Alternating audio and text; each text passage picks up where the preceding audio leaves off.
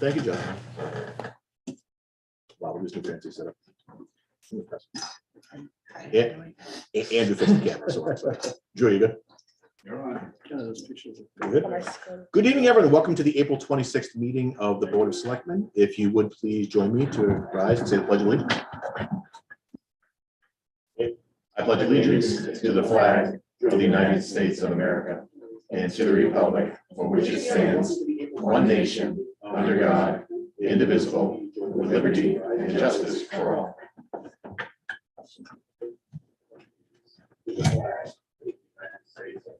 Oh, now we have a weird delay. Don't mind us.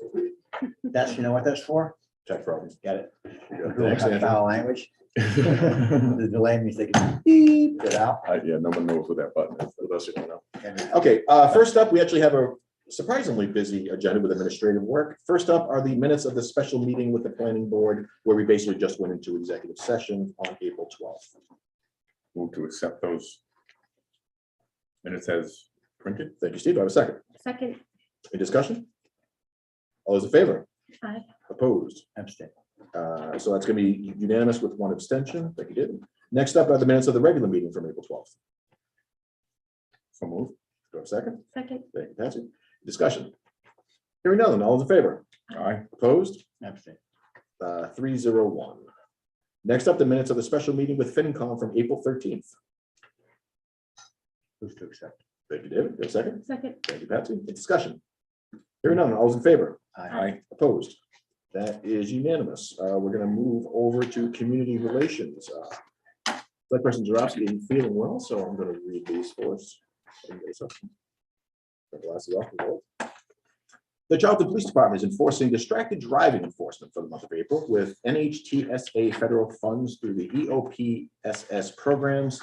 Thank you to the chief and his team for keeping us safe. Next up, mark your calendars for Saturday, April 30th, Charlton Earth Day, townwide cleanup and Earth Fest on the Common. National Earth Day theme this year is Invest in the Earth. Sign up for a vote online beginning April 1st on our Charlton Earth Day page, or sign up in person on the Common April 30th. Cleanup is from 8 a.m. to 2 p.m. and Earth Fest on the Common is from 11 a.m. to 2 p.m. Educational vendors, live music, food trucks, games, and giveaways. Sounds like a lot of fun. Town Charlton 2022 yard waste drop-off, brush and branches, grass clippings, and weeds. That's going to be at the DPW. For those who don't know, that's at 100 Flint Road, April 23rd and 30th, along with May 7th and the 14th of this year from 10 a.m. to 2 p.m. Please note this is open to Charlton residents only. This is something I know the board, along with DPWs and others, have put an emphasis on the past years because not everyone has the woods in their backyard. So this is a nice thing for everybody. CHPT's Walk at Little River. It's a nice little thing. The Historical Society President, Frank Morrill, will be presenting the history of the Fulling Mill at Little River, followed by a walk along Little River to the Fulling Mill Ruins. That's going to occur Saturday, May 7th, 2022 at 10 a.m. Again, that's at Little River, Fulling Mill Drive in Charlton. All are welcome and sponsored by the charltontrust.org. Think about going to that first and then come on by to the school to vote. Speaking of which, Charlton Town Election, you may have heard of it. Saturday, May 7th, from 8 a.m. to 8 p.m. It's going to be at the Heritage School. I cannot emphasize enough, we have a lot of excellent candidates this year. Again, the school committee are opposed. So please, regardless of whom you support, come on and vote. The other part is the Charlton Annual Town Meeting, which I'm sure you will hear ad nauseum for the next few weeks. It will be Monday, May 16th at 7 p.m. at the Charlton Middle School. I will be closing the warrant tonight, but again, we're talking about a $35 million budget, along with zoning changes and a bunch of other things. So if you don't vote, someone is going to use your vote. So make sure you show up. Other announcements from the board. Chair, just want to add that Monday, May 2nd will be the candidates night prior to the election. I believe it's at the library. Oh, actually, sorry, I didn't interrupt. They actually changed it to the senior center. It's not the senior center. I believe it starts at 6 p.m. with the Q&A, meet the candidates. And for those who cannot make it, it's not even my show, but I want to share with those guys. That for those who cannot make it, it will be televised on, I think, what did they say, our YouTube TV channel? I think so, yeah. Drew, are you doing that for us? I'll be trying for YouTube, but it'll be replayed. It'll be replayed no matter what. Yeah. Thank you. And Selectman Singer, thank you for that. One thing to note, and this is not directed at Izzy and Nina, more so for the parents and other graduating seniors. Every year, the Selectmen offer scholarships. This year to both, anyone obviously lives in town. Unfortunately, we had no applicants this year. So Nina and Izzy, if you guys could make sure you speak to your underclassmen to let them know that, next year would be a wonderful thing for them to try to get some free money from us. There are obviously some criteria. I don't believe either one of you were able to apply this year, so I get that. But just again, it's always disappointing when when we try to help out with college funds and they go unused. So I didn't even know. I didn't live in the sections. Izzy, It's like, it was like the old schools. Yeah. I was not a part of those schools. so anyway, just something to think about. Again, those were distributed both to our friends at Bay Path and at Shepherd Hill. So make sure your junior friends know about them next year, please. Any other announcements from the board? Community relations. Anybody have anything they want to talk about? Cool. All right. Hearing none, we're going on to the appointments and resignations. Mr. Goldless, if we could do a couple of appointments, please. All right, so for kitchen assistant cook, the board is being asked to make the formal appointment of Ken Goudreau as the kitchen assistant / cook.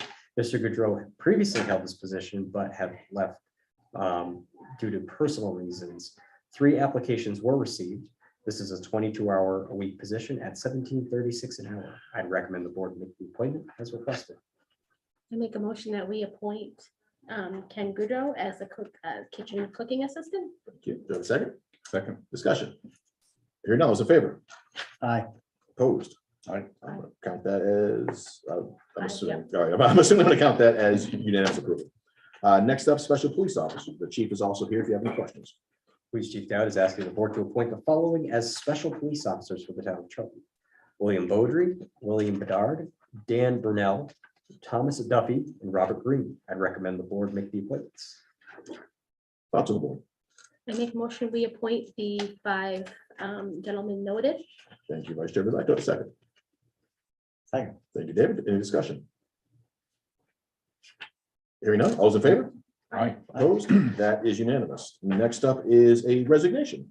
Attaches a letter of resignation from Joanne E. Powell, resigning as Board of Registrar as she no longer lives in town. The board should accept her resignation. We're reaching out to the Republican Town Committee for a recommendation on a new Board of Registrar appointment. So, second. Second. Thanks, Patrick. David, any discussion? Hearing none, all's in favor? Aye. Opposed? That is unanimous. We're a few minutes above our poll hearing. Any chance we can do the replacement of the auxiliaries under new business 6-1? I know the chief is here. Gonna help him out for once. Do you know, once Bill starts the poll hearing, we're here all night. All right, so attaches a letter from Chief Dowd stating that post required that this year those auxiliaries with the last names between A through H would need a Bridge Academy completed by 7/1/22. Next year, post will require I through P attain the Bridge Academy by 7/1/23, and those with names ending Q through Z by 7/1/24.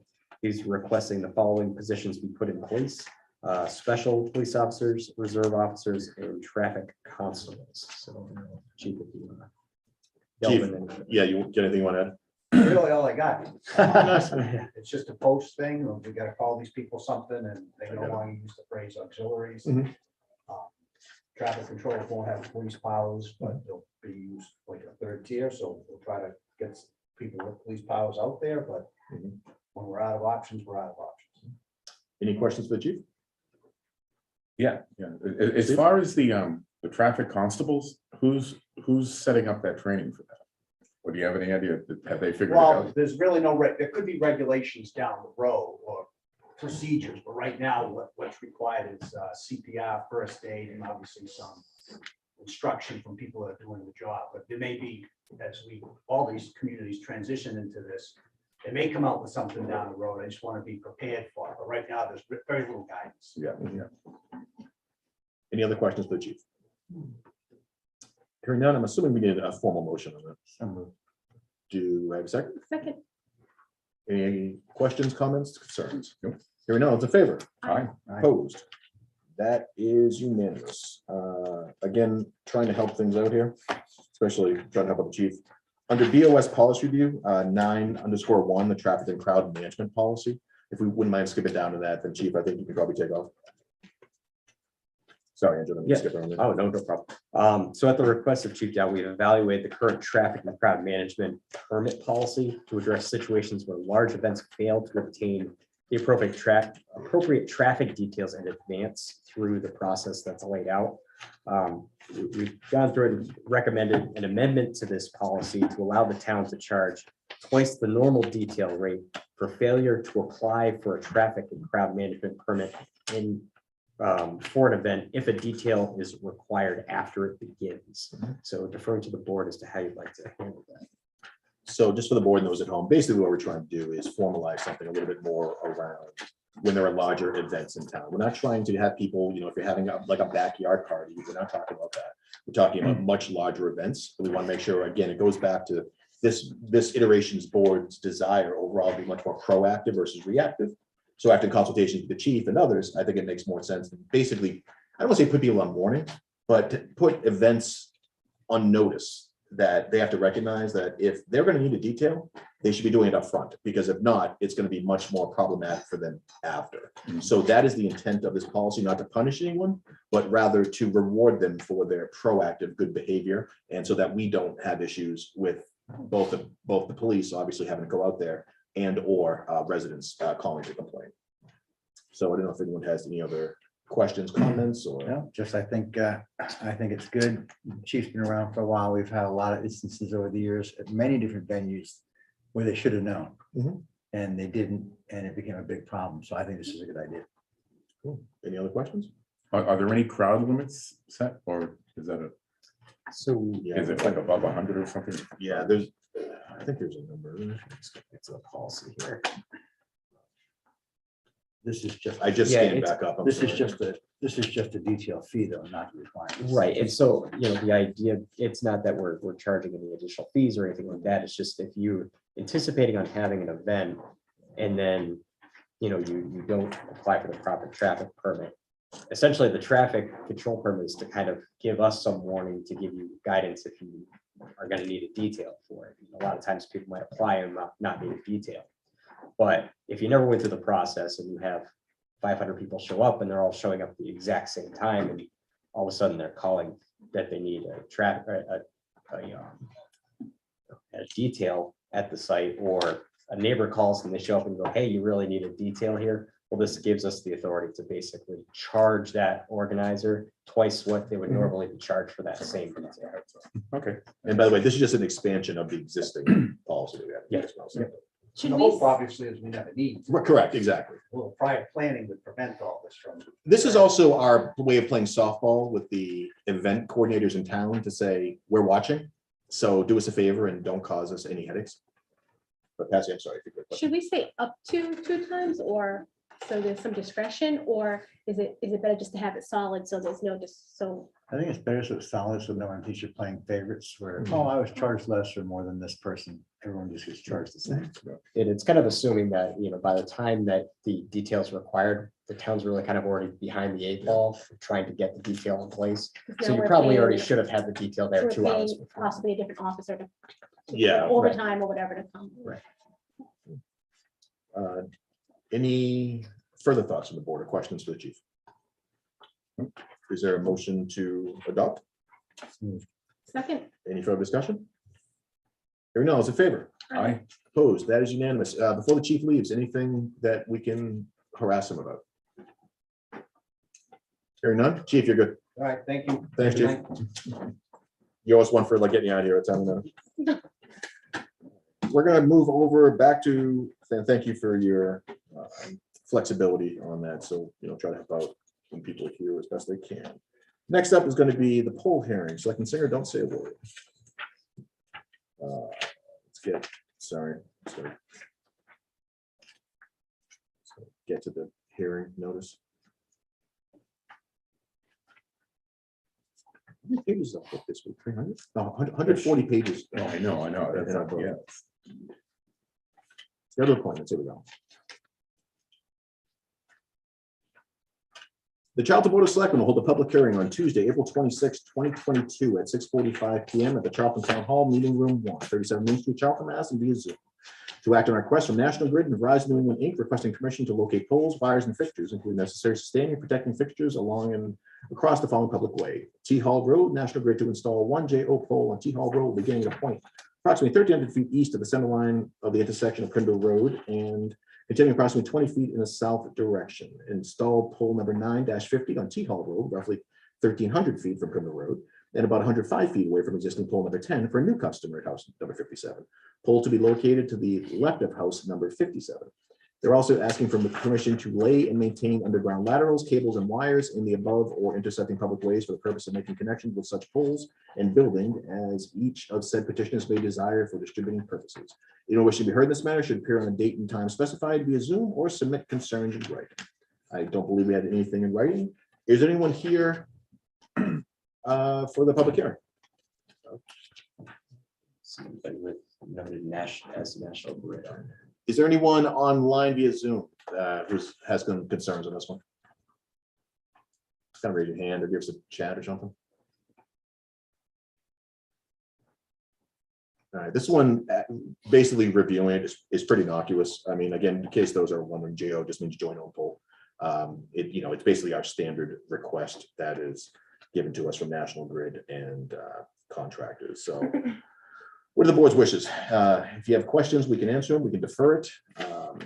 I know in the past, sometimes when National Grid didn't show up, we punished them by saying that you had to wait. I probably recommend that we just kind of, move forward, but obviously I defer to the board. We can close the public hearing regardless, though. If nobody's here to talk against it, I think we can close the hearing. To make a motion to close the public hearing? Thanks, Vice Chair. Would like to have a second? Second. Thank you, Steve. Discussion. Hearing none, all's in favor? Aye. Opposed? That is unanimous on closure of the public hearing. Do we want to approve the request? Or deny for that matter? I make a motion, we approve the request. Thanks, Patrick. Have a second. Second. Do I have any discussion? Hearing none, all's in favor? Aye. Opposed? That is unanimous. Andrew, can we just send a note to National Grid to remind them that we really like them here? All right, 15 minutes ahead of schedule, which makes me happy. Let's move down to new business sub item 2, the creation of the Disabilities Committee. As a reminder, this is an offshoot of when we had discussions around potentially adopting a new MGL. It was the board's wishes that we look for an alternative. So we're just kind of bringing this in now. And Andrew, anything you want to add? No, just want to note that we did look into how many handicap tickets or handicap parking tickets have been issued. Since 2017, we've only issued one. What we could do, just for the sake of discussion, is if the board was so inclined, we could motion to form a committee of, let's say, 5 people, although that number to be determined. And Andrew, I think you had recommended no more than 5. We could adjust that number. And I'm sorry, the Disabilities Committee. Okay. Yeah. Moving around again. Yeah, sorry, this is new business sub item 2. The thought being that this would allow us the opportunity to at least advertise for a committee, and then we could actually work with them based upon their recommendations on what authority they may want, but obviously it would be under the discretion of the board as to exactly what it is. But I think it would be nice to say, come back to us with suggestions, and they'll have a conversation. Again, that's just one idea, but I defer to the board as always. I make a motion that we form a committee of up to 5 people. Do I have a second, at least for discussion? Sure. I have a second from Mr. Singer. Any discussion on this one? I just go back to again, seeing what we get for volunteers to be on the committee. Absolutely. Yeah, because if we don't get anybody, then obviously it makes the committee a moot point. Further discussion. Hearing none, all's in favor? Aye.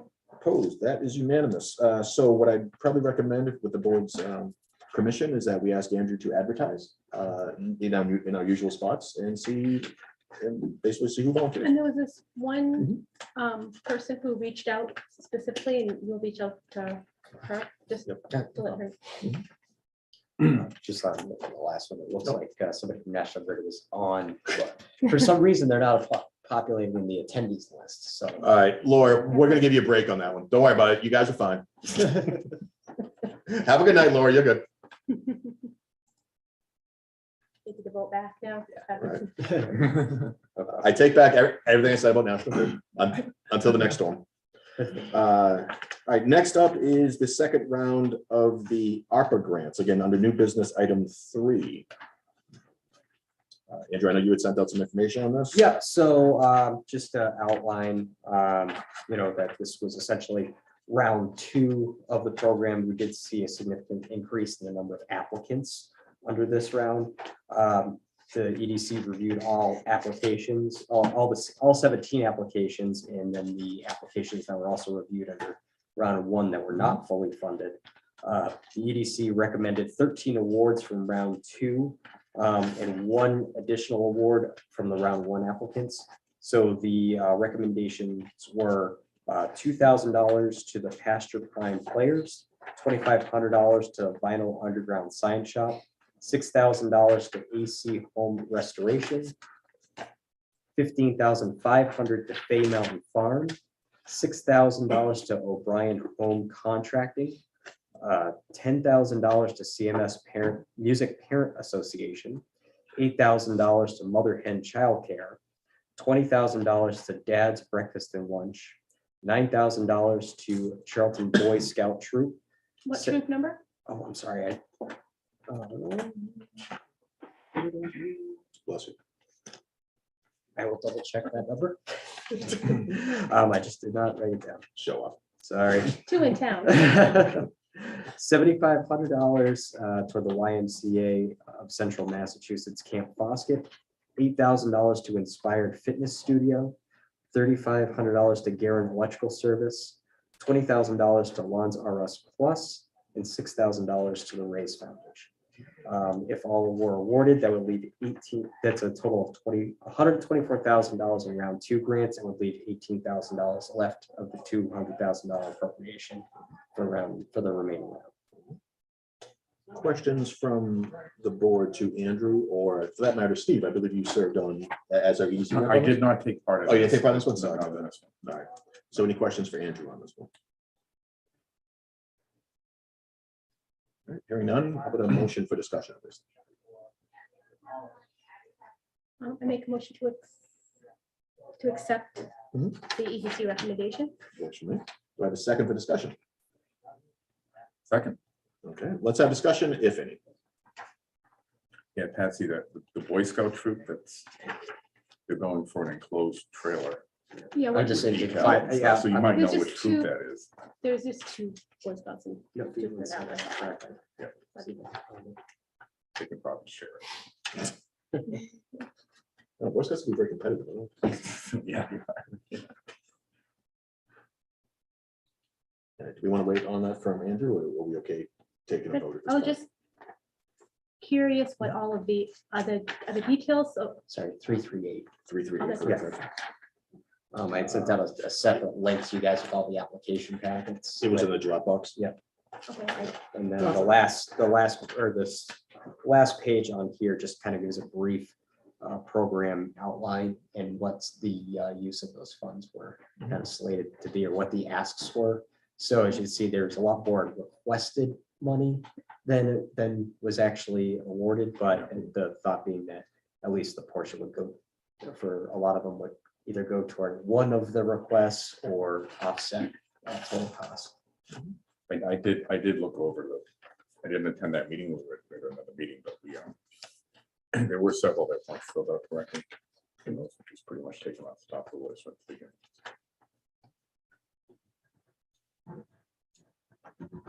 So then we have a motion and a second. Again, we can take a few minutes in case anyone has any, that they want to take a further look at this, or. I mean, just let me know the board's wishes. the EDC, I know they put tons of time. I heard about the hours and hours and hours of reviewing apps, so. Anything concerning on the right side of the table? Not seeing any. All right, let's put up the vote. We have motion, we have second. All those in favor? I Aye. Opposed? No. All right, 3-1 passes. All right, we're gonna skip over the TA review for now, Andrew, if that's all right. Don't want to rush that one. Let's go into old business, sub item 1, the annual town meeting closing of the warrant. Again, for those at home, as a reminder, we had kept this open so that as a compromise, for lack of a better word, along with the Friends of the Council on Aging and others who are interested.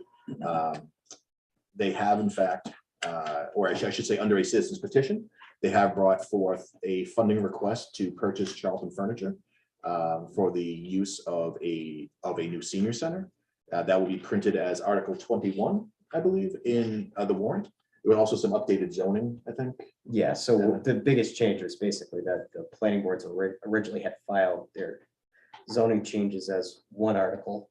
Yeah, they split them up, right? But then they ended up splitting up as three, so that's why the number in the articles changed a little bit. So the warrant as presented to us will be inclusive of department requests, inclusive of the planning board, as well as one, I think only one citizen's petition. And again, 21 coming up for May 16th. So are there any questions on just closing the warrant for now?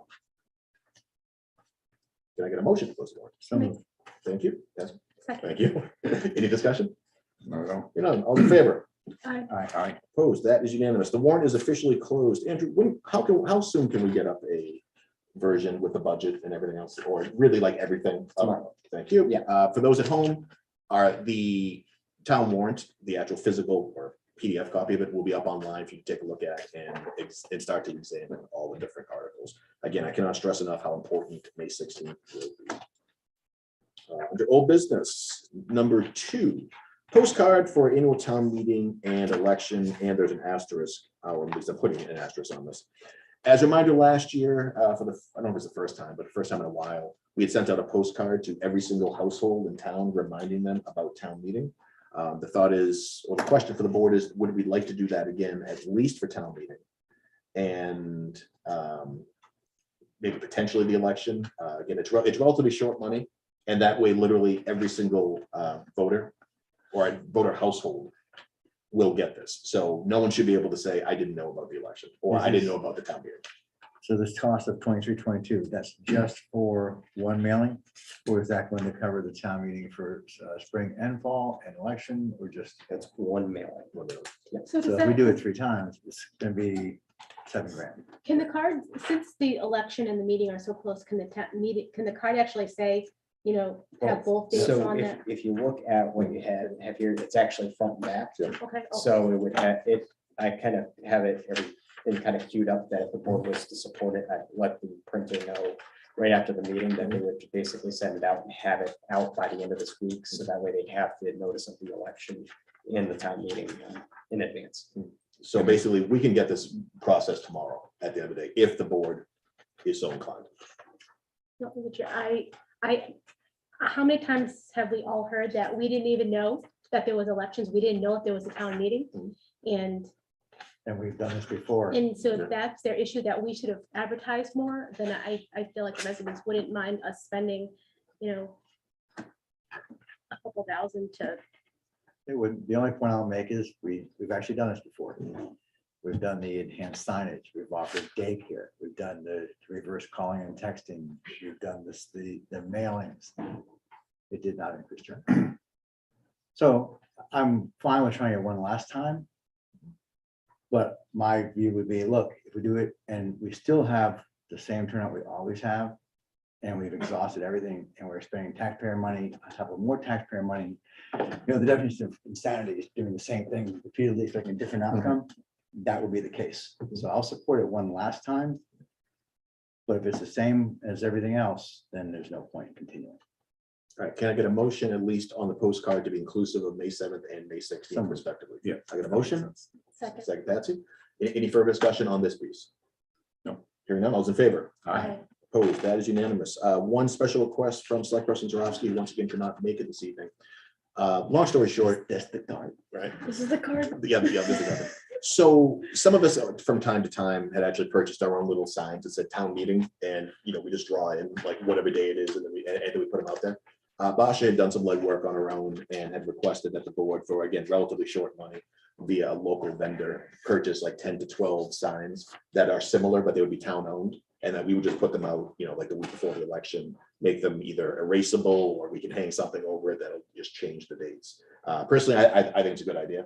Because again, it's relatively short money, they're reusable signs, and again, I think the more we can emphasize to people Cost and size. I think they were only 24, I think like 24 by 30. They're a standard campaign sign. And I think they were like, So we I won't think get they were like spoken to 150 bucks. for breaking the sign bylaw. No, because we can't do that. Only selectmen or a certain selectman could try to do that. Not me for the.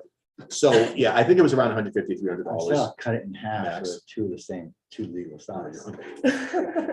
So I personally think it's a good idea. It's, again, very short money to have additional publicity specifically for town meeting. And So, yeah. reusable. and they're reusable, exactly. It's on Yeah. one time thing. I think that's gonna be the biggest bang for the buck outside of social media. And we'll figure out the fine spots, Yeah, exactly. library. Yep. Do we have a motion? So moved. Do I have a second? Second. All those in favor? Aye. Opposed? That is unanimous. So again, Andrew will say up to like $300 or something like that. Just to figure it out. Yeah.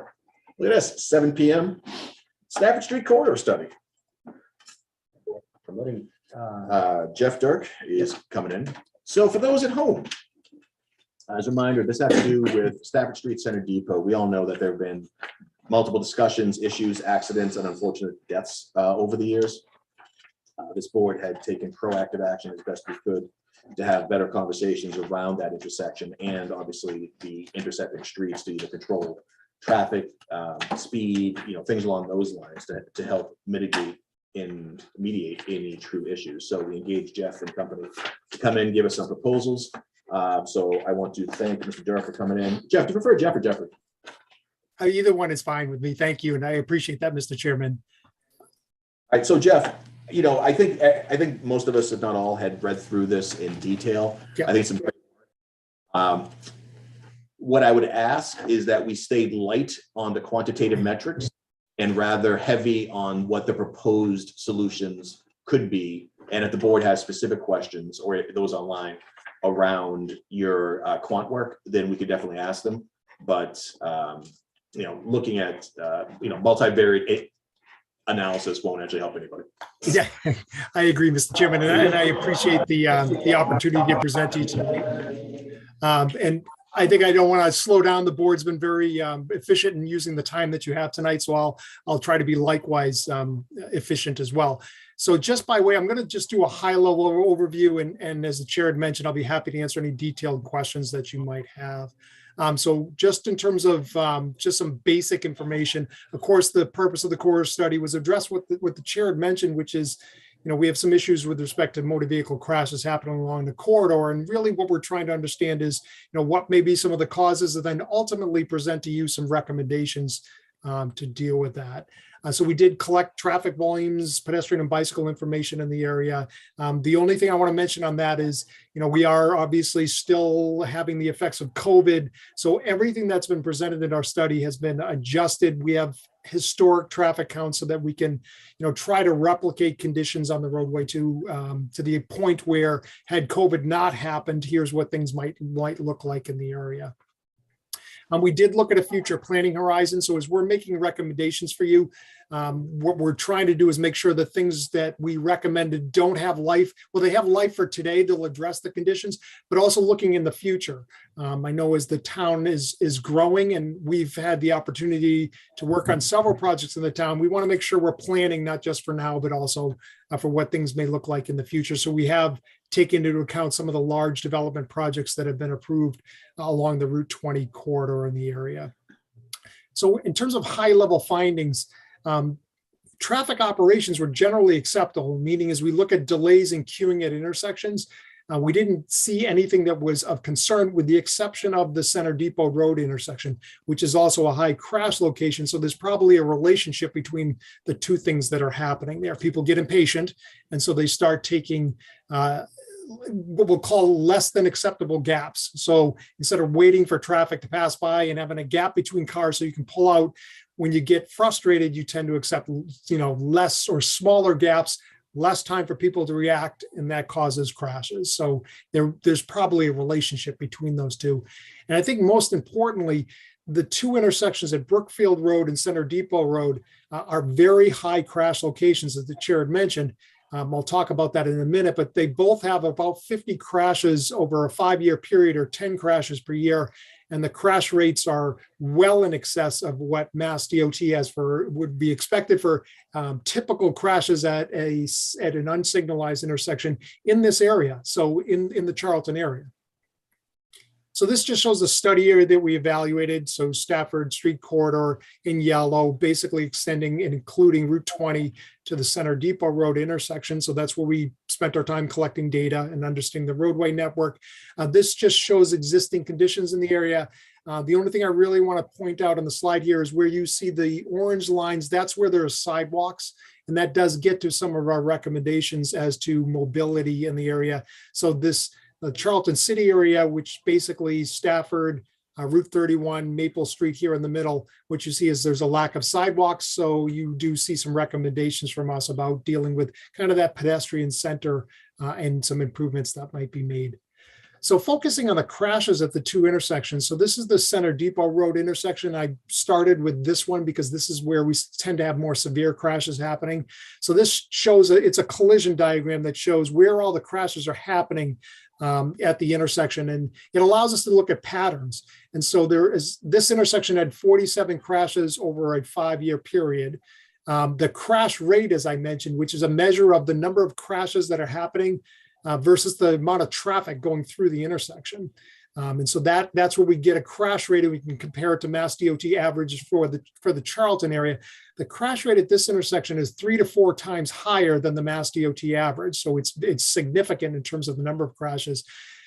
3/4 of the crashes, or 75%, are angle type crashes. And the majority of those crashes are basically, it's a southbound vehicle on Center Depot Road. So they're traveling south towards Route 20, being struck by a vehicle that's traveling northeast or towards Worcester on the Stafford Street approach. So that's where the majority of the crashes are happening at the location. So as we're looking at ways to try to address that crash pattern, fortunately or unfortunately, 62% of the crashes are property damage only. So they're not something that results in an injury. However, we still have a balance that are personal injury at that intersection.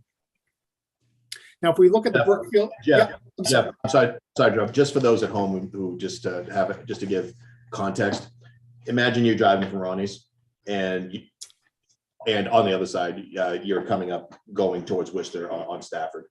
That's where we're talking around, like, yes, going there. Exactly. Jeff, just to give local landmarks. Yeah, no, that's perfect, Mr. Chairman. Exactly. So that is where the predominant crashes are happening. So now looking at the Brookfield Road intersection, this intersection has 51 crashes in total over that 5-year period. The crash rate at this intersection is 6 to 7 times higher than the Mass DOT average. So it's quite significant. Again, 86% of the crashes are angle type crashes. And what I'd ask you to look at is this over here. This represents, so this is a southbound motorist on Brookfield Road heading towards Route 20. Colliding with a motorist that again is traveling towards Worcester on Stafford Street, and the crashes are happening at that location there. So it's southbound Brookfield Road versus northbound Stafford Street, mostly angle type crashes. At this location, because of the always stop control, they're slow speed crashes. So the majority of the crashes are property damage only at that intersection, unlike the Center Depot Road intersection where we have more higher travel speeds along Stafford Street.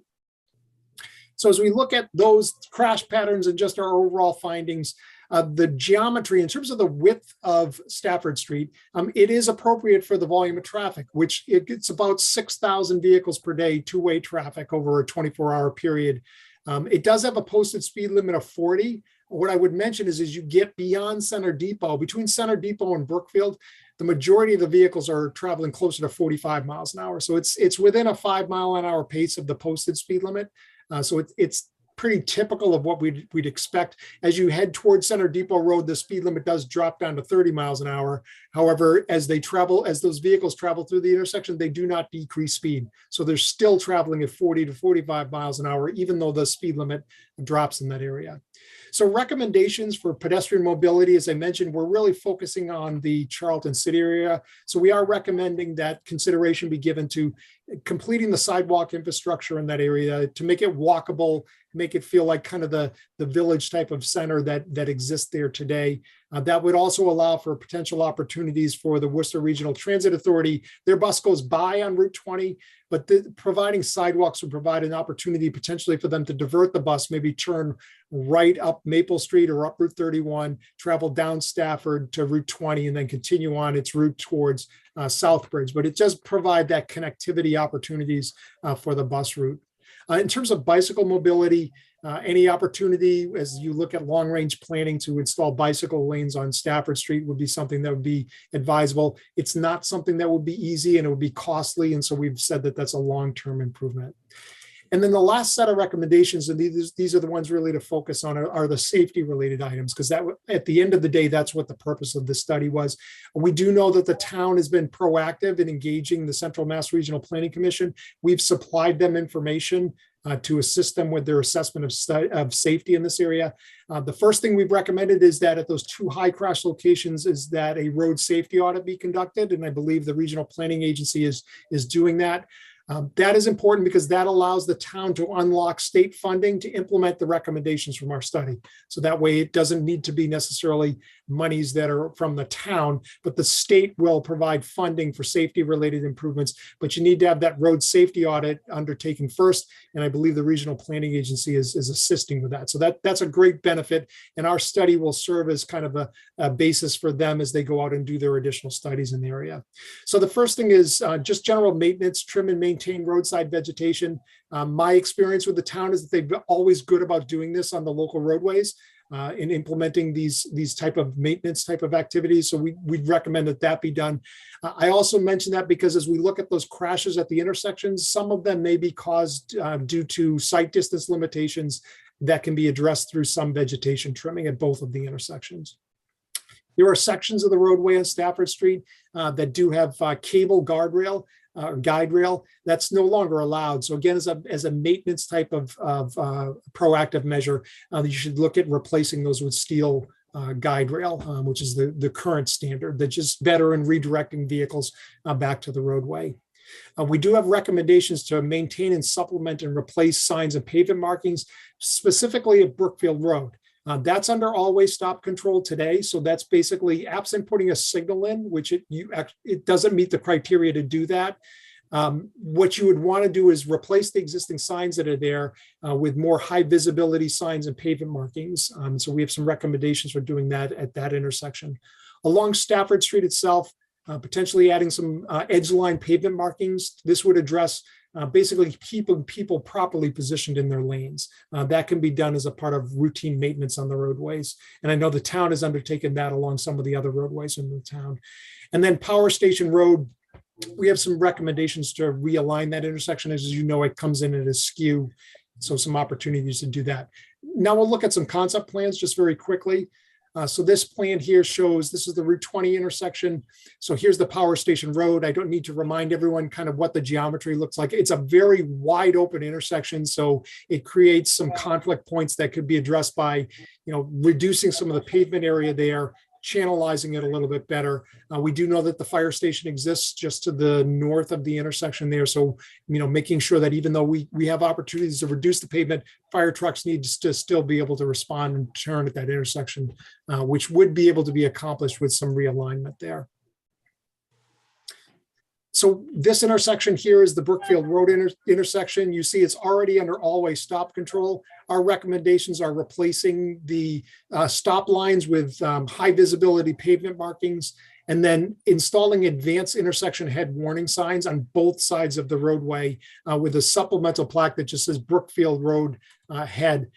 That has been shown as a safety countermeasure that enhances the motorist awareness of an intersection ahead and that there's going to be conflicting traffic. And so we've recommended that take place. And always we cringe when we see an intersection like this, dangerous intersection ahead. We've recommended that be removed and replaced with an appropriate sign. That sign actually no longer exists in the state manual and uniform traffic control devices. What you want to do is fix the problem, not tell people there's a problem. So we've recommended some countermeasures that deal with that. Now focusing on Center Depot Road. So we've developed three recommendations for the intersection, starting from kind of a low-cost approach that's effective, and it's a la Brookfield Road. So the first thing that we would look at is implementing always stop control at that intersection. It does meet the criteria. There are criteria that you look at in terms of traffic volumes and congestion to see if always stop control is an appropriate measure. It does meet those criteria. So a short-term improvement or an immediate-term improvement that could be implemented as a low-cost measure is to implement always stop control at the location. And this is what we've shown on the plan here. It does seem counterintuitive that it would improve traffic operations, but it actually does, because what happens here is in theory, everyone gets a chance to go through the intersection equally. So it balances out the assignment of the right-of-way at the intersection, and it will also result in a slowing of travel speeds going through here, because now the Stafford Street traffic, which is traveling at a high speed through this intersection, and as you saw those collisions with the southbound motorists on Center Depot Road, this would address those collision patterns. It's going to slow traffic down. It's going to better assign the vehicular right-of-way at the intersection. And I think it's an immediate term measure that could be done at a low cost to address the crashes that are happening here. Hey, Jeff, let me ask you this, because we've been told in the past, and maybe it's been too anecdotal or not, that coming down Stafford, heading downtown, if you would, I'm assuming going west, that hill coming down, that's problematic with like a stop sign. Do you think that we can work around that? You can. What we've shown here is that when you have a sight distance limitation such as that, you deal with these advanced warning signs to let people know that there's a stop sign ahead. And so we've shown that on the plan here, and that would be installed in advance of the sight distance limitation. So if the crest of the hill is causing a sight distance issue, you position the sign far enough in advance so that people know that there's a stop sign ahead, and that there may be vehicles that are stopped and queued up at that location. So it's really a matter of using proper design to position the signs in such a way that you're giving the motorist advanced notice. And it could be that there's more than one of these advanced signs, so that people know, slow down, you're coming up to the intersection here. Then you let them know that there's a stop sign ahead. So you're basically trying to do it in two stages, where they're reducing the speed and then being made aware of the fact that there may be queued vehicles at a stop sign. So it's really dealing with proper design. Any concern with the winter months, whether it be icy, snowy, et cetera? But what I'm hearing is that if we give them enough notice, they'll be able to slow down and probably won't go sliding through the intersection or trying to rear end somebody. That's exactly right. So you'd use that, you would design it in a way to address those local conditions that you had mentioned, and just provide the proper signage to be able to do that. On this one, you had me at hello. So as long as DOT and or whomever else agrees to this, in my not so humble opinion, we should do this yesterday. But anyway, Jeff, keep going though. We'll have more questions for you. So as we start to go up to the next higher level, we've shown a traffic signal alternative. I don't think it's appropriate. And in fact, the volumes do not suggest that you could even put a traffic signal in here. So the only way that you could ever install a traffic signal here is if the crashes became so severe or so numerous, then you would exceed a criteria based on the crash warrants. However, what's critical about that is you have to start here before you can go here. So even if you wanted to install a signal based on crash experience, you have to do this first, see if this works. If this doesn't work, then you can go here. And then the last measure is the modern roundabout. Now, this is if you want to look at reducing angle type crashes, this is it. Because what this does is there's no angles in here in terms of vehicles crossing paths. So the roundabout physically puts that center circle there, so that what it does is you don't have angle type crashes, because you've limited in terms of the number of conflicts and significantly reduced them. The caveat to this is you could do this at this intersection. I believe there's enough room to be able to do it. But to the chair's point, we run into issues when you have a hill coming into this location, because if you have vehicles that are coming into this, even if they're slowing down, we need to be aware of the fact that if there's a sight distance limitation, we may need to deal with that first. We can do the advanced warning signs coming in, so that there are some proper design measures that we could use. This would be more appropriate an environment such as this. It's more rural in nature than doing the signalized intersection, because no one's going to expect this on Stafford Street. So you may cause more problems in terms of expectations than something like this. However, again, not to belabor it, you need to start here. And so you start here, then you look at this. This isn't viable. You might want to look at this, but this is a very large, expensive project, and you would need to deal with drainage and other features. But this would be more appropriate than the signalized intersection. So that's it, Mr. Chairman. I'm going to stop sharing and I'll turn it back to the board. And as I said, I'll be happy to answer any questions. As far as now that CRMP is looking at it, did they give you a timeline? Because this sounds like something where we had an urgency for, and I don't. Do you think they'd complete in 6 months, a year, 3 years? So the road safety audit itself can be done in a couple. It can be done in a couple of months, and it's a couple of months only because they need to produce they work with the police department to obtain the crash records. They have to get that all approved by Mass DOT, and then they undertake the road safety audit. We have a few of those that are ongoing right now, and it really, from start to finish, it's no more than a couple of months. And the regional planning agency may be able to do it in a month or a month and a half. But I think 2 months is realistic. But then funding is a whole nother story if we decided to go with the roundabout. Correct. Yeah, absolutely. But it's something that what you would do is then advance some level of design of it, a conceptual design to put some cost to it. And then you'd ask the state for funding to implement that. But the first part of it is really to unlock the money, is to have the road safety audit undertaken. And then you would undertake the grant application process. What I've seen in many instances is what communities do is they implement the always stop control while you're applying for the grant to implement the next solution to it. So you're addressing kind of the short-term improvement, which is fix the crash problem by installing always stop control. Then you're working through the grant application process, so then you can implement the final solution. So that gives you that interim step and addresses the immediacy of the crashes. And the as far as if we decided to do this on our own, the state would allow us to put in the four-way stop, or is there a certain? You as the board are, I believe you act as the road commissioners for the town, because that's a local roadway under local jurisdiction. So I believe Chapter 90 monies are allowed for use on Stafford Street because of its functional classification. So the only caveat is that the town can absolutely the board has the authority as the road commissioners of the town to enact the regulations on town ways. The only thing with respect to always stop control is if that's put in place, the warrants analysis for always stop control needs to be done, which all of the data we've collected is all that's needed to do it. So that's not a large hurdle to do that or costly.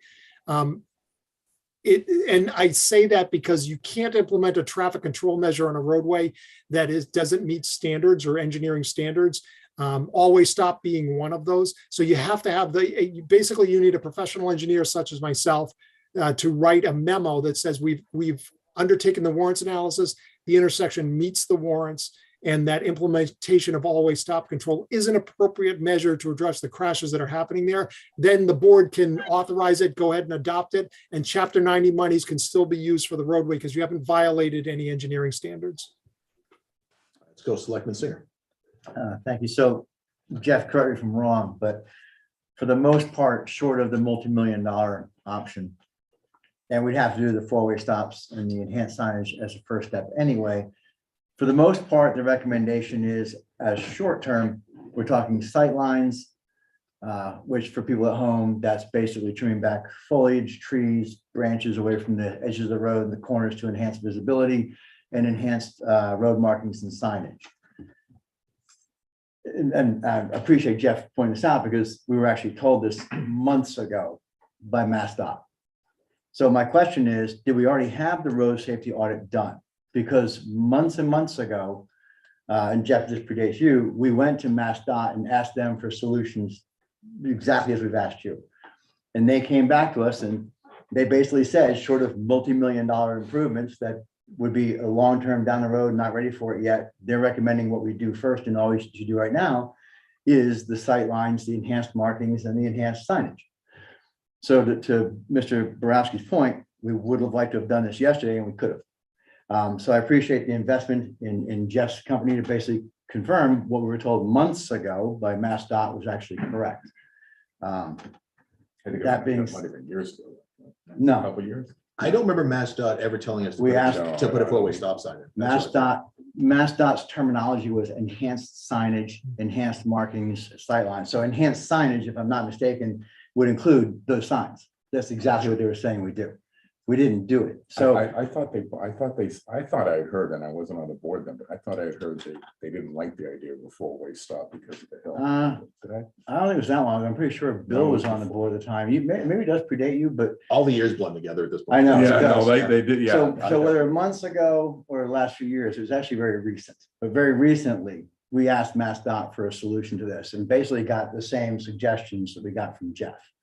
So a lot of time lost, Jeff's confirmed, a lot of the steps that should be taken. I'm gonna run out for a second and come back, but I'm just gonna leave you, my thoughts are everyone have the conversation. My request would be to have Andrew contact Jerry, our highway superintendent, and come back to us with a plan of how we can begin to address the first phase of the enhanced signage, enhanced markings and sightlines, which to Jeff, correct me if I'm wrong, but that basically is concurring with what we were told before from MassDOT.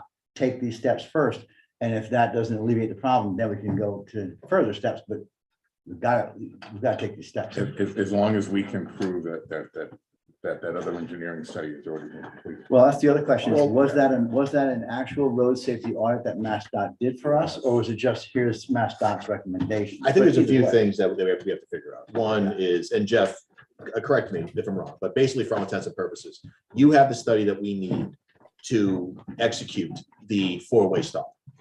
Yeah, what I would suggest, I would prepare for the board through Andrew, the always stop control warrants analysis, just a quick memo that just basically says, here's the criteria and here's how that intersection meets the criteria. So then at least you'll have that piece that you would need to the extent that the board wants to move forward with the always stop control. Thank you, Jeff. The other question that I had about it though is that, we've all driven down there way too many times and often, probably got hit too many times. The actual physical, it's gonna sound like a silly question, but the actual physical stop lines on Center Depot, they seem to be pulled back from the intersection.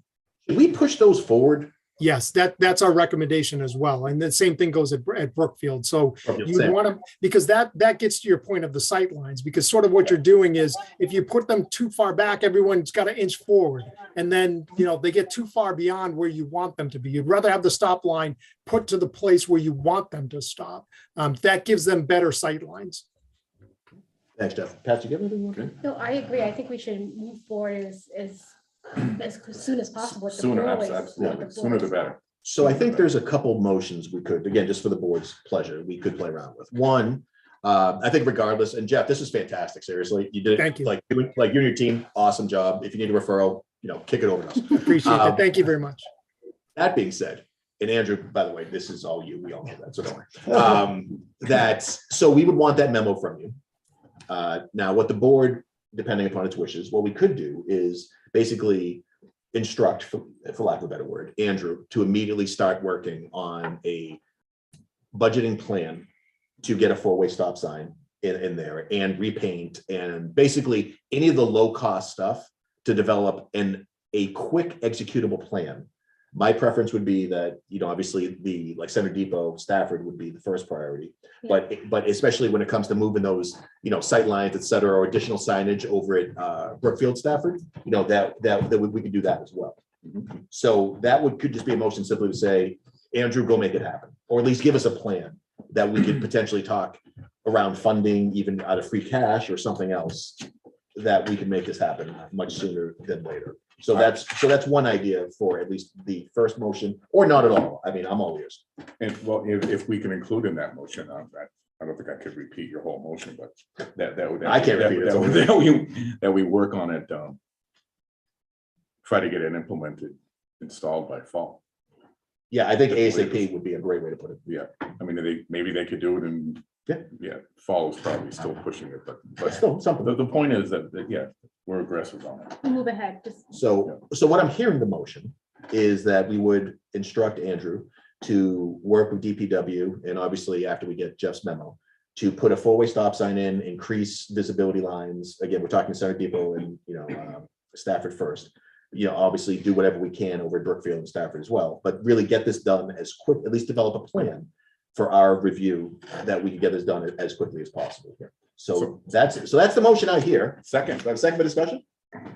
Second discussion. David, that was just basically, I tried to paraphrase for you, but that's kind of where we're going. Yeah, and I'm fine with as soon as possible. We have to understand the highway superintendent and the highway department have a certain amount of funds and scheduled project improvements that are already, I'm sure, on the schedule. And I don't think, every project can be done quickly. So I think ASAP, if they do it by June, great. October, great. As soon as they can get Excellent. the Further discussion on this part.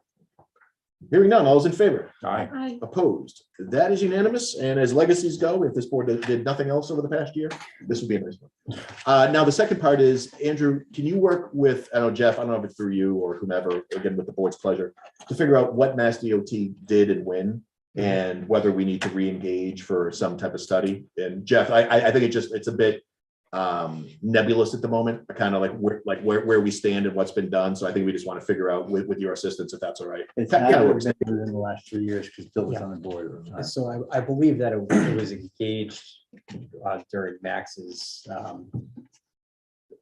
his- So his is Bill's interim separate. tenure. Bill's first or second year on the board? I'll say yes.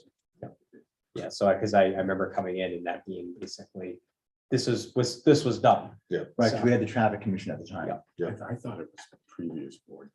I'm sure it was done previous as well, but honestly, we'll get it figured out to basically to determine next steps on a go forward to say, do we need to re-engage? And really, for those at home, we're talking around re-engaging for potentially additional funding, right, Jeff? That's really kind of what we're talking about. That's exactly right, because you're going to want the MassDOT and the Regional Planning Agency to say they agree and that it's a worthy project. Thanks, Jeff. Any questions from the audience? No questions, but hallelujah. All right. I mean, I've been vocal for years about this stuff, so this is very, very good news. Thank you. All right. So without that, do we have any other questions for Jeff or people online? Well done, Jeff. Seriously, awesome job. Thank you very much. I appreciate it. And good night. Bye, Jeff. Thanks again. Jeez, Andrew, I gotta change my review now to give you credit on this one. I specifically said that you didn't say Technically, lives we on. wanted it, to so go you through followed June, it. it's not June, it's I not was June gonna yet, so we have to hold off on Take care. the evaluations. Glad to. All right, next up, again, that's actually great news. Honestly, that makes me feel good. I mean, there isn't a lot of times where like a board can take action that's executable, that says, this is gonna help people. And it happens in our lifetime. Yeah, like honestly, this is one of those times, and Izzy, and, you know, you guys were here when it happened. We have to discuss how to pay for it. Oh, come on, man, don't be down. Don't be down. There's no You're grinding fucking of paving, painting, and putting a pole in the ground. Did you see all the prices? Don't start. All right, next up, we're doing under new business subsection 4, the town administrator review. So for those at home, what we have done is basically there are 7 categories: board relations, personnel, financial management, general management, community relations, interdepartmental relations, and the completion of the Board of Selectmen FY22 goals and objectives. The Board of Selectmen were in receipt of a memo from Andrew, a month or 2 ago, whatever it was, basically saying, hey, here's what I've done.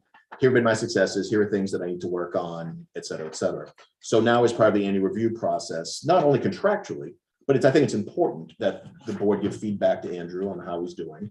And also basically say, all right, these are things that we as a board want you to concentrate on. So it's a nice check base, much like we all have annual reviews, if not more, at work. Now, quite honestly, it can be uncomfortable because when we're having our reviews at work, we're doing it behind closed doors.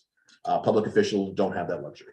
So this is just the nature of the beast and the life we choose. I'm not saying it's right, but it's the reality when it comes to transparency. That's why our town administrator does not have a license to carry.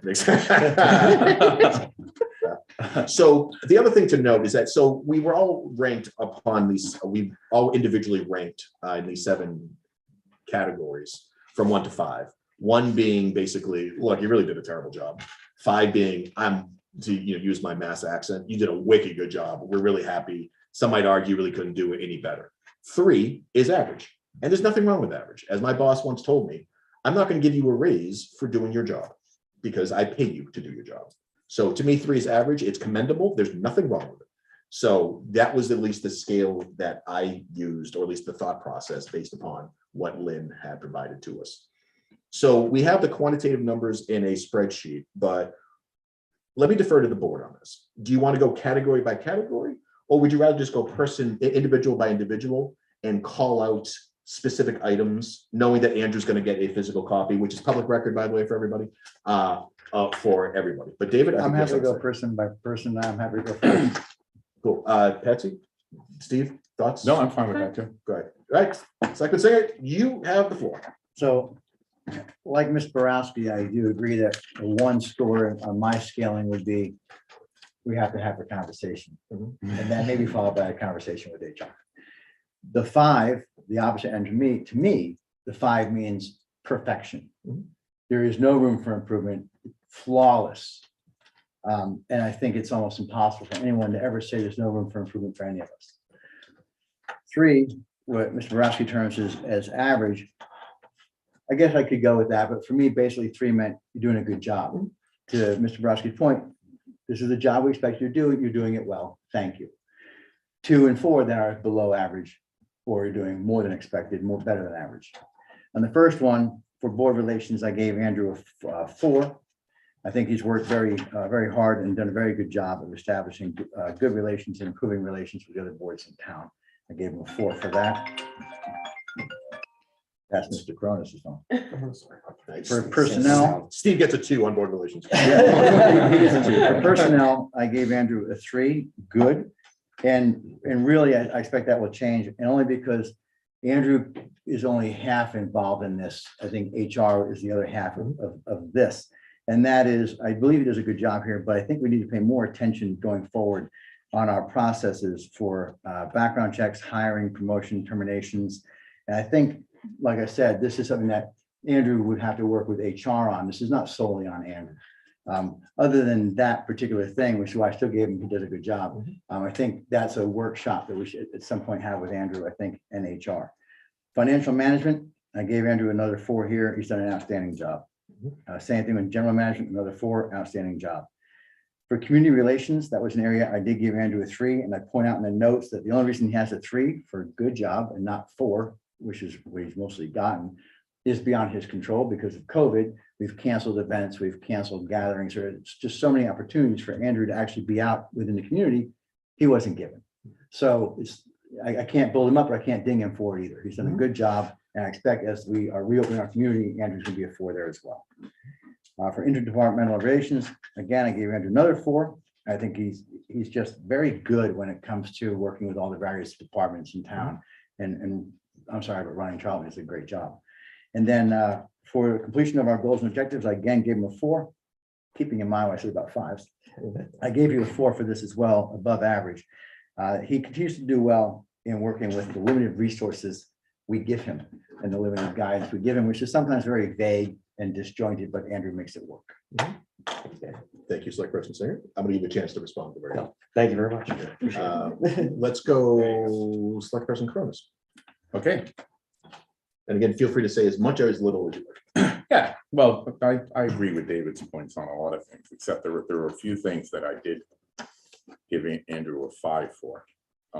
First one, with board relations. Right. Andrew does a very good job in board relations. He's very helpful. He always takes time to explain a topic, his opinion. And no matter when I ever call him, he always answers the phone. So I gave you a 5 for that one, Andrew. Takes your calls. Personnel, Andrew does a very good job with personnel issues from what I can see. He takes them on in a very timely manner. He doesn't let anything fester. Financial management, I gave you a 4 on that one, on personnel. Financial management, I gave you a 5. I think you excel in that. And I can actually tell you enjoy it because you're very well versed on it. General management, I gave Andrew a 4. In a short time here, Andrew has developed a keen sense of how the town runs and a keen sense of how the taxpayers may view a potential issue or project. And you picked that up in a very quick period of time. I think you've got a good handle on that. Community relations, I gave you a 4 on that one. I think you do a good job. You attend whatever you can, and much like what David said, and you've got a busy home life, I would only suggest Old Home Day next year, you don't run the road race. So you can actually attend Old Home Day and hang out there with people. Yeah. And don't risk a heart attack. All right, That's fine. yeah, I'm so I just don't go wondering. home. Or start training, or start training now, right? Interim departmental relations, it seems very well. I believe he's very well respected by other departments. I gave you a 4 on that one as well, and I gave you a 4 on Board of Selectmen goals and objectives. You met or exceeded them. Good job. Thank you, Select President Coronis. Vice Chair Vidlac. So I'll make it easy. I have 4 across the board, which is and I had the same thing. 5 is perfect, and that's almost impossible. I do want to commend the overall culture, attitude in this town hall is so much better.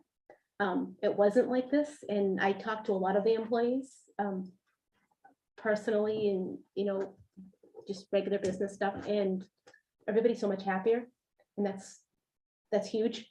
Happy employees need better customer service for our residents, and so that's huge. And number 2, the community relation piece, social media is so much better.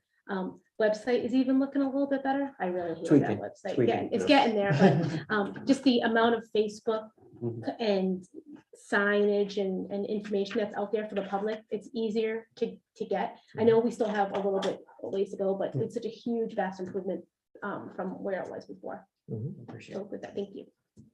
Bill Sipples.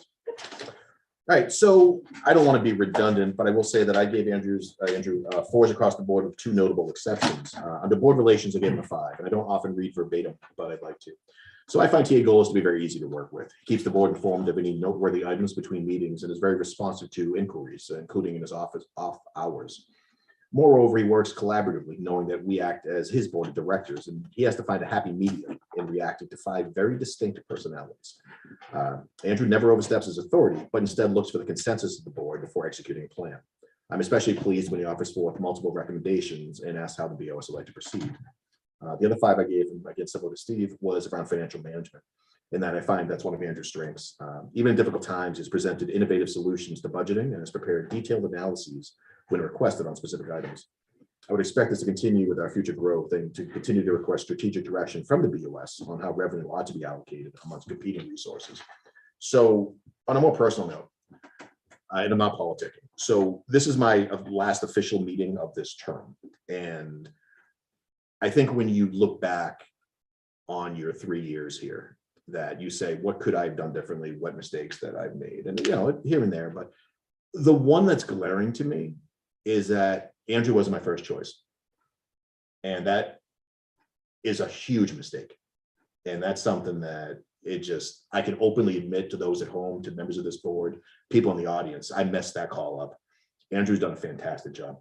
I mean, we've worked collaboratively this past year, me being chair, obviously he running the show, and he's been so fantastic to work with. The only thing I'd say is like additional goals for next year that, even with all this new development occurring, much like you have, I'd like to see, conservative operational budgets or continued conservative operational budgets, knowing the number of capital needs that are required.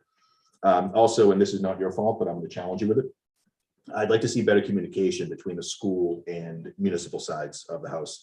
So we're always on the same page and we don't have surprises. Again, it's not surprising to anyone who's been following that I was not happy that I was surprised when I was surprised that Shepherd Hill was accepted to the MSBA, and that's not your fault.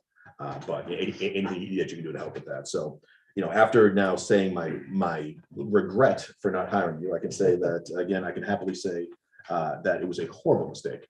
But what I am going to do is put this up on the screen because I'm an Excel geek. Is it sharing? Oh, yeah. So what I'm trying to do, and I'm failing miserably at it, is put up the spreadsheet. Oh, look at this. As always, Andrew's more technical than me. Basically, just giving an idea of kind of where the individual board members ranked. Again, Basha will provide that privately. But again, these are all public documents. We can either post them or you can request them around our notes. So overall, you had an above 4 average going across the board. You obviously within board relations and financial management, you did, very, very well under personnel and community relations, a little bit before 4, but also fantastic. And 4 was across the board. I think anytime you have a TA or TM that, again, has 5 type A personalities that you have to cater to, and that anytime that you can rank above a 4, it's not just commendable, it's fantastic. So, at least for me in closing, I couldn't be happier that you're here. So anyway, well done. Thank you. No, I appreciate it. Yeah. Anything that you want to add? No, and no, I appreciate the feedback too, and glad there's some areas that you guys feel that I can improve upon. I'd like, at some point, I'd like to try to get them all to 5s, but I know that's idealistic. Have you met him? That may have to be my parting gift. Exactly. That may be my parting gift to Andrew. No, but let's build on this. Let's get some strategic goals together for next year. Let's get this even better and try to match the thing or the scores from this year, so that we can show improvement. It's really, as I say, it's a team effort from the people that work here, the people I work with, the board, all of us. I mean, it all goes into this. It's all the success of the community. So thank you very much. Andrew, unlike Bill, I don't have to have regrets. You were my high school. That's fantastic. Thank you. Nina or Izzy, anything that you guys want to? It's okay if you don't. Well, I give you 5s. Yeah. I give you 6s. That's what I'll politics. You're breaking my scale. Politics with Basha for the getting the score. Yeah, Nina wants to know why there isn't a 6 in this. Right. Yeah, I'm like, you're breaking my scale. See, we should have called, personally. right, we should have called your mom and had her like roar. No, she would roar. This is where you drop. Oh, by the way, this is on a 10. Hey, let me know. All right, just want to go back to all right, thank you for that, Andrew, and for the board, thank you for your due diligence. Again, if you haven't passed in the physical copies, if you could get those to Andrew. Technically, via our policy, Patsy and I are supposed to come up with a summary if the board wants one. Do we have to add borrow scores yes. in? I think we should, let's put it that way, Yes. at least for now, that this is the public, but the public one, but when she provides them, we can update and then also put it on the. It's terrible. But, Oh, you this is know. perfect. Thank you. But yes, we will absolutely take care of it. All right. Now that we've done feting Andrew, we're done with his nonsense. Let me see. Committee reports have none. We did policy, goals and objectives. We can actually start talking about those again post-election. Student select person, I'm gonna go with, no, actually, I'm gonna go with Izzy first this time. You always do that. I know. Switch it up. Fine, Nina.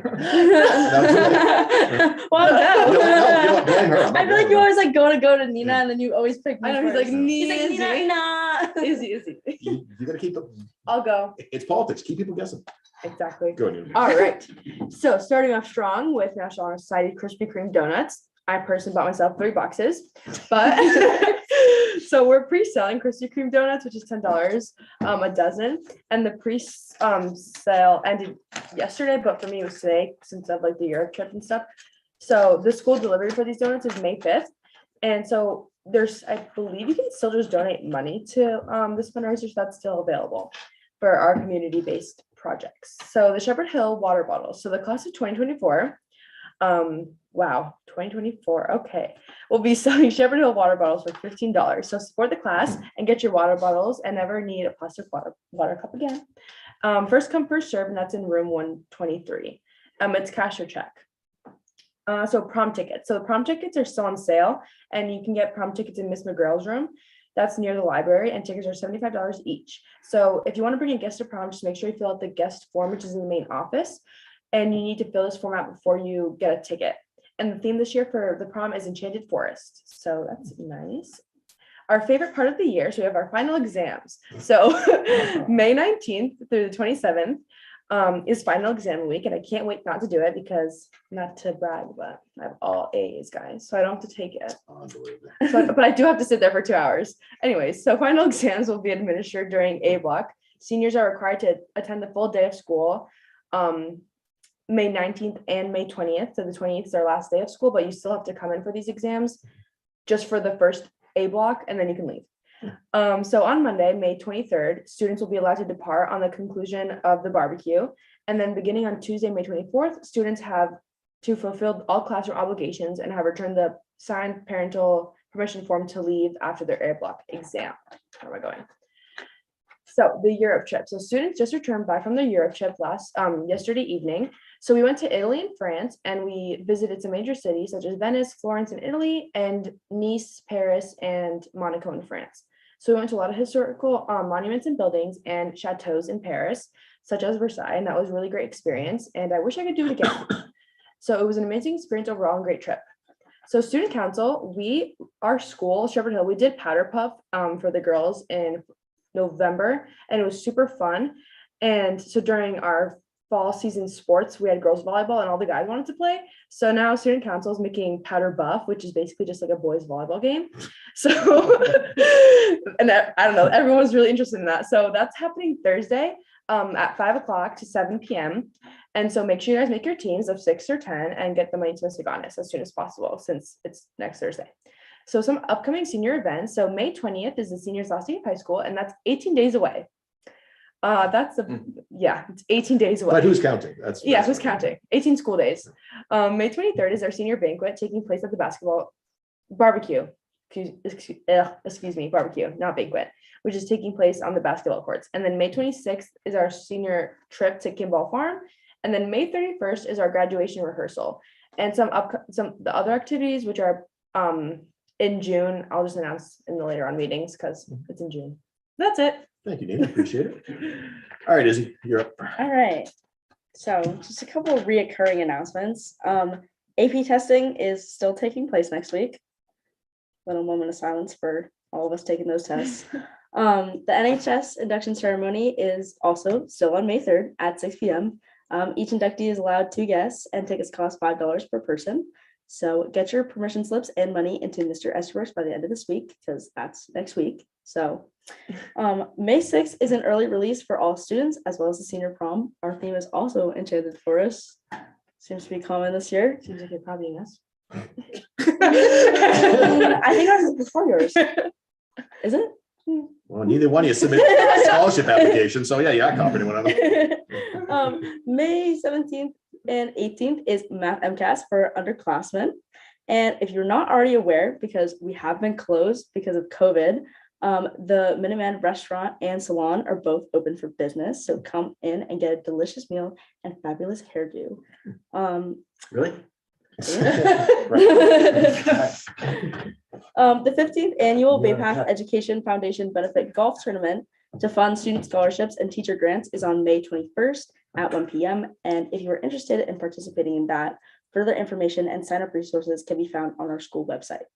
So time for my favorite segment, the sports segment. Over vacation, the varsity softball team won our 3 games against Douglas, Auburn, and Bartlett, making us 5-2 for the season. We play Worcester Tech on Wednesday at home and BVT on Monday. The varsity baseball team won 4 games over break against Key Tech, Assabet, Quabog, and Douglas. The boys are now 6-1 for the season, and they are actually number 1 in the league right now. So good job, boys. They play Worcester Tech on Wednesday and BVT on Monday, as well as the girls. The boys varsity lacrosse team plays BVT on Wednesday and Littleton on Thursday. The girls varsity plays BVT on Wednesday as well. So good luck to all teams having games coming up. And that's about it. Thank you, Izzy. I look forward to hearing a very upcoming quick meeting where both of you plan on going to school next year. So make sure that you give us that fancy announcement when the time is right. Okay. Not tonight, but some other night. All right, let's go down. Actually, I'm sorry. Any questions for Izzy or Nina? No, no. Congratulations to both of you. It's a big year, seniors, right? I know. I did want to bring up one point though, because Izzy reminded me of it, is Old Home Day this year. Mhm. The fireworks are going to be at Bay Path, just so that people know that in case they haven't seen it on. That's right. But like in the years past, the food trucks and the music and all that stuff is going to be up there. Oh, Not sweet. by the Didn't know that. police station. Hopefully it's not on our softball field, because last year they put a bonfire on our field. So hopefully they keep it all cleaned up. I have faith. I do. Any other questions for Izzy or Nina? No. Cool. Andrew, we have anything for the report? Yeah, just a few brief things. So back when the part of the FY22 capital budget, we had appropriated some money at special town meeting to address some of the HVAC issues at the police station. So currently the police station is kind of a patchwork of just like the ductless mini splits in the central system and offices that have been built into previously void spaces. So we were trying to kind of figure out the best way forward to address the HVAC system.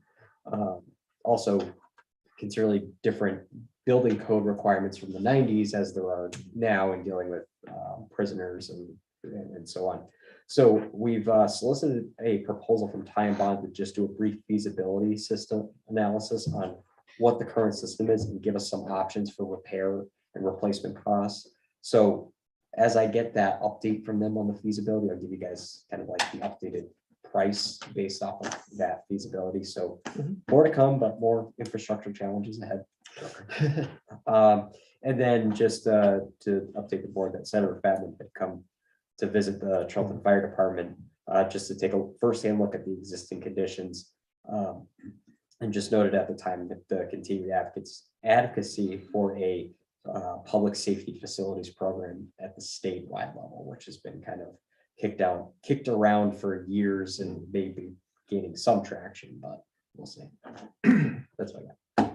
Selectman Singer, I could see you smirking. If I may, if the board would support me in this, I would like to ask the board if we could ask Andrew to reach out to Senator Fatman to extend a personal invitation to come to Charlton and introduce himself to the residents he now represents. I know that most senators and reps who have been affected by redistricting have known since last fall what their new districts were, and most of them have already been spending a lot of time in their new districts getting to know the communities. Sadly, we haven't seen Senator Fatman. He didn't come to our last town meeting. No one in town has seen him.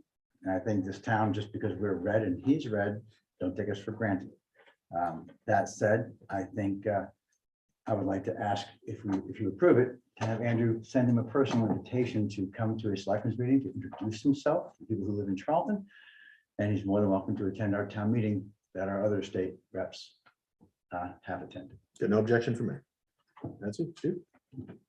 Any objections? No, I have seen him in a couple of things, Yeah, but not. an me and official- Stephen Bosch saw him at the Grange for a function Yeah. just a couple weeks ago. It'd be nice if people knew about it. He didn't come to town meeting, wasn't at all home day. He came to town, no one knew. The residents didn't know, the town employees didn't know. I can say I fired up tonight. I don't like Charlton being taken for granted. Well, I'm sure Senator Fatman will heed your call and introduce himself to the board of selectmen formally, and I look forward to partnering with him in the future. Andrew, anything else on the report? Hey, Andrew, just a real quick question. This also for the folks at home and the board, because I was thinking through this after watching the Dudley Board of Selectmen. This has about the school budget. Long story short, if the 4.03 gets lowered, because we budgeted for the 403. Yeah. Is the assumption that we will move money from a school account or something else, if you will, to stabilization or something else come fall? Yeah, it would either go to stabilization or operation. Yeah, or, something, right. Existing operation deficiencies. It essentially just sets that bottom line budgetary number. Mhm. And then knowing that we wouldn't need that capacity, Yeah. we could Cool. devise it elsewhere. I know it's a like hypothetical, and we were having a big discussion. The board at the Dudley Board of Selectmen meeting. So anyway, we have our site covered. Let's put it that way. Any other business unknown at time of posting? Anybody got anything? Just again, very briefly, not politicking. I just want to say thank you to the board for your trust as chair this past year. It's officially my last formal meeting as chair. Assuming no write-in, I hope to go back to anonymity and probably sit where Selectman Singer is come next term. Just got to throw that out there. There's more facts picture. Next meeting announcements, we're actually meeting with FinCom as a reminder tomorrow night briefly to give our recommendations on, again, we spoke about it before, Article 21, the Senior Center Citizens Petition. That's all Zoom, right? It can be, or it's in person. I'll probably show up. We're gonna do. I think it's now in the do it Senior downstairs, Center now. yeah. Yeah. Oh, it's at the senior. Yeah, but either way is fine. That's because I'm sure there'll be some people Zoom, so we'll be taking roll call votes no matter what. Is that 6? 6:30, I think. Is it 6:30? 6:30. 6:30. Yeah. All right. And then our next BOS regular scheduled meeting, believe it or not, is actually May 10th. So election May 7th, we will reorg on May 10th. And then whoever is actually nominated as chair and accepts and voted in will actually run that meeting. So I'm also breaking with tradition on that, because that person will be the new chair. It will not be me. And he or she can run the meeting. You just can't wait to get out. Now, if nominated, will not run. If elected, I will not serve. But anyway, outside of that, Andrew, get anything else? Mr. Howard, Art, you guys good? FinCom tomorrow, are you only going over Article 21 or? Correct. You did Yeah. all the other ones? Correct. Yeah, we had done, the question of those at home is which article or articles are we doing for the town meeting warrant with FinCom tomorrow? It's only the new one for the citizens petition for the senior center. We already made votes on the other one, which you'll also see in the packets. And it's also in this tonight's packet as well, if you want to see it as well. Okay, very good, thank you. Yeah, my question was, I came in late, Mhm. and at the last meeting, you people voted against putting that on the warrant. Yep. And what changed it? So a question for those at home is why is the senior center purchase or offer on the warrant? So initially it was asked of the Board of Selectmen that we sponsor the article. And that would just allow, then that just takes a majority vote of the Board of Selectmen. But basically, we're sponsoring it, and some could argue by sponsoring it, you're endorsing it. Mine, and at least a majority of the board felt at the time that it was not in our best interest to sponsor that article. However, there is an alternate path to getting articles on to the warrant. One of them is a citizens petition. So what ended up happening is that members of the Council on Aging, not everyone, obviously, and other concerned residents worked with bond counsel, our legal folks, and actually got a citizens petition to put it on. And by law, except for very, very rare circumstances, it has to go on the warrant. So that's kind of where The abridged version, we said no, and we weren't putting on. Legally, we're obligated to honor a citizens petition, which is what they did. So they put it on and we had to allow it. Who you Hemingway with your short? That's the abridged version, Yeah. but we really didn't change our position. Well, I understood that. Because Yeah. You mentioned that at the last meeting. Yeah. Yeah, so My question is, how many names on a petition? I think there were 14 that signed it. Yeah. I think we might only need It's 10. not a heavy lift to get a citizen. Yeah. You don't, the requirement is 10. In the spring, they need 10 signatures. Had it been the fall, they would have needed 100. Yeah. So tomorrow night, meeting with FinCom, both boards individually, we'll just vote on our recommendation, which obviously isn't binding to anybody. It just gives the town meeting voters an idea around where the respective boards stand. That's all that is. All right, that's tomorrow night. Yes, sir. Yeah. Okay, thank you. You got to start. All right, you got something else? At town meeting, when we vote on warrant 21, Mhm. and it's 123 to 122 in favor of, what happens next? It would still fail. It's a 2/3 Yeah. majority. That was Yeah, my question. so- That's on your Facebook page, so you can answer for the rest. Yeah. But it needs 2/3. Right. at the end. So the question is basically, what is the passage for, and I'll just say like in general, any type of borrowing article at all is always a 2/3 supermajority. So a simple majority doesn't work. And again, this is not a debt exclusion. This is simple borrowing, but regardless, it needs a 2/3 majority vote. This specific one. Last question, I promise. No, I- Is anything that asks for money in a town warrant need 2/3? Yes. Anything? No. If I ask for $300 for signs or. Nope, that is a simple majority. So what's the difference between 2/3 and 1/2 and the dollar amount? Basically, if you are borrowing the money because you don't have it, it requires 2/3. If we have the cash on hand to pay for it, we don't need that 2/3. Correct. Is there an account that says how much cash we have on hand at any given point in time? Stabilization, reserve, Add it all up. Is it capital. Like my piggy bank at home in my sock drawer, In everything I got in stabilization and reserve and. That's all of our, I Excess mean, over. well, budget. it gets a little tricky. I mean, you're asking a good question, but money that isn't allocated for something goes into very specific accounts. Because in theory, after town meeting, we have X, Y, or Z cash sitting in these accounts for expended bills. But if you think things that are not appropriated, that's things like stabilization. Andrew, you want to do a better job explaining? It's basically that in order for us to get the loan authorization from any financial institution to incur debt on a project, it needs a 2/3 vote. Yeah, so for example, our budget last year was 34.4 million and we spent 33.2 million. Does that mean I have rough 1.2 million that I could have spent? It depends. So some of that money was put in stabilization, others was expended in free cash as part of, At the end of the year. in October. That's why I say it, what sounds like a very easy question, it gets really complicated when you try to explain it. But basically, anytime that you have to go to the bank and say, hey, I need this money for this, it's 2/3. That's probably the easiest way to say it. No, that's fair. That's fair. And then the stabilization fund is very important because it affects our bond rating and our ability to borrow money. So we to drain that for something would be. We're still building that, right, to our 10%? Yeah, well, that's the goal. Yeah, that is both the finance committee and board of selectmen policy. And hopefully eventually higher than 10. Exactly. Cool. Are you good? Okay, thank you. You're welcome. All right, outside of that, folks, I think we're good. Do we have an exec? Thankfully, we do not have an exec. Oh, I thought we did. I don't think we do. Andrew. No, don't Motion motion. to adjourn. Do I have a motion? I have a second. Second. Thank you, Patsy. Any discussion? Here we go. All those in favor? Aye. Opposed? That is unanimous. Thanks, everybody. Thanks, Drew.